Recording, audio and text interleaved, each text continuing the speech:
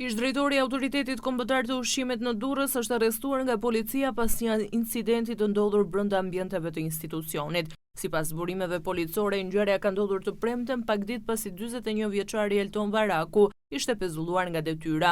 Më 21 shkurt ndaj tij kishte nisur procedim penal pasi policia e Shijakut, gjatë kontrollit të automjetit që drejtonte, i gjeti dhe sekuestroi 2 handxhar, 2 thika, 1 çekiç dhe 1 sopat. Pas këtij zhvillimi, drejtuesit qendror të AKU-s vendosën pezullimin dhe komandimin e një drejtuesi të ri në Durrës. Burime bëjnë me dije se të premten drejtoria e përgjithshme e AKU-s Blerina Gjulameti ka bërë komandimin në detyrë të një specialisteja. Për të mësuar këtë, drejtori e pezulluar është paraqitur në vendin e punës duke shkatërruar sipas policisë kompjutera dhe objekte të tjera pune, si dhe duke përdorur gjuhë kërcënuese ndaj stafit dhe veçanërisht ndaj specialistes së komanduar në postin që mbante ai. Punonjësit ka njoftuar policinë, e cila ka ndërhyrë duke arrestuar në flagrancë. Hetimet për rastin vijojnë, ndërsa në fillim të javës pritet seanca për caktimin e masës së sigurisë ndaj tij.